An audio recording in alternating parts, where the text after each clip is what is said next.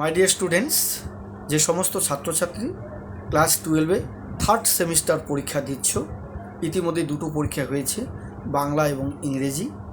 এরপর আরও অনেক পরীক্ষা বাকি রয়েছে, ইতিহাস, রাষ্ট্রবিজ্ঞান, দর্শন, সমাজতত্ত্ব, ভূগোল, সংস্কৃত, এরকম অনেক সাবজেক্টের পরীক্ষা রয়েছে। 8 তারিখ থেকে 22 তারিখ পর্যন্ত পরীক্ষা চলবে, মাঝখানে 2-3 দিন গ্যাপ রয়েছে। এই গ্যাপের মধ্যে তোমরা পড়াগুলোকে ভালো করে ঝালিয়ে নিতে পারবে, রিভাইজ দিতে পারবে, তারপরে পরীক্ষার হলে যাবে। তা আমি যে বিষয়টা নিয়ে বলবো সেটি হচ্ছে, তোমরা অনেকেই পরীক্ষার হলে যেটা ভুল করছো, যে আমি বারবার বলছি তোমাদের, যে পরীক্ষার হলে বসে যে ধরনের প্রশ্নগুলো পাবে, প্রথমত পাবে সঠিক উত্তর নির্বাচন করো, শূন্যস্থান পূরণ করো, ঘটনার ক্রম অনুসারে সাজাও, ঘটনার ক্রম অনুসারে সাজাও, বিবৃতি কারণ, ডায়াগ্রাম চার্ট এবং স্তম্ভ মেলাও, ডান বাম ক খ স্তম্ভ। প্রত্যেকটারই নিচে অপশন বিকল্প দেওয়া থাকবে, সেখান থেকে তোমাদের বের করতে হবে সঠিক উত্তর কোনটা, সেটা ওই মার্কশিটে তোমরা চিহ্নিত করবে, মার্ক করবে। কিন্তু তোমরা যে ভুলটা করো সেটি হচ্ছে, যে উত্তরগুলো তোমাদের কাছে কনফিউশন, মানে বুঝে উঠতে পারছো না উত্তর কোনটা হবে, এ হবে না বি হবে, সি হবে না ডি হবে, তোমরা সেগুলো নিয়ে প্রথম দিকেই সময় নষ্ট করছো, সময় অপচয় করছো, ঘাবড়ে যাচ্ছ। তার ফলে যে উত্তরগুলো তোমার জানা আছে সেগুলো উত্তর লেখার আর পরবর্তীতে সময় পাচ্ছ না, টাইম ম্যানেজ করতে পারছো না, খাতা জমা দিয়ে বাড়ি চলে এসছো এবং আফসোস করছো। এই ভুলটা কখনোই তোমরা করবে না। তোমাদের যেটা কাজ, তোমরা যে কাজটা করবে সেটি হচ্ছে, প্রথমত তুমি কোশ্চেনটা ভালো করে দেখে নেবে, দেখো কোন কোন উত্তর তোমার জানা আছে, সেগুলো মার্ক করে সেগুলো আগে লেখো। যে উত্তরগুলো তুমি জানো সেগুলো আগে লিখবে, যেগুলো কনফিউশন, যে উত্তর এ হবে না বি না সি না ডি, সেগুলো নিয়ে পরে চিন্তা ভাবনা করবে।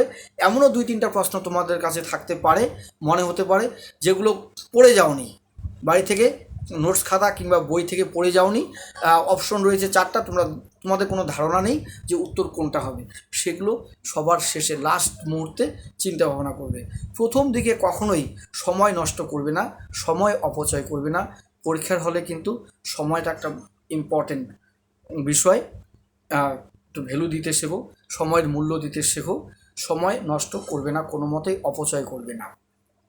কারণ নির্দিষ্ট সময়ের মধ্যে পরীক্ষায় লিখে খাতা জমা দিয়ে আসতে হবে। এই জন্য বলছি, তুমি কিন্তু আলাদা সময় বরাদ্দ পাবে না, সময় তোমাকে দেওয়া হবে না। তার জন্য প্রথমত কোনো মতেই সময় নষ্ট করা যাবে না। মাথা ঠান্ডা রেখে শান্ত মনে, ঘাবড়াবে না। প্রথম থেকে শেষ পর্যন্ত কোশ্চেনটা দেখো, কোন কোন উত্তর তুমি জানো। তোমাকে সিরিয়ালি উত্তর করতে হবে এমন কোনো ব্যাপার নেই। তুমি যে উত্তরগুলো জানো সেগুলো আগে অ্যাটেন্ড করো, সেগুলো পরীক্ষার ওই মার্কশিটে আগে সেগুলো উত্তর করো। তারপর যেগুলো কনফিউশন বা যেগুলোর সম্পর্কে তোমার কোনো ধারণাই নেই, এই ধরনের প্রশ্নের উত্তর নিয়ে পরে শেষের দিকে চিন্তা ভাবনা করো। আগের প্রথম দিকে যেগুলো জানো, দেখা গেলো 40টার মধ্যে তুমি 32টা পারো বা 28টা পারো বা 25টা পারো, 25টা উত্তর তোমার হবেই, 25-এ 25 পাবে, বা 30টা প্রশ্ন উত্তর লিখলে তুমি 30 নম্বর পাবেই। এই ধরনের প্রশ্ন উত্তর আগে করো, এই ধরনের প্রশ্ন উত্তর মার্ক করো। তারপর যেগুলো জানো না বা যে উত্তর সম্পর্কে কোনো ধারণা নেই, সেগুলো নিয়ে পরে চিন্তা ভাবনা করো, কনফিউশন রয়েছে কোনটা হবে, এগুলো চিন্তা ভাবনা পরে করে তারপরে তোমার যেটা উত্তর মনে হয় সেটা তুমি মার্ক করবে। কিন্তু প্রথমত মানে কোনো মতেই তুমি সময় নষ্ট করবে না।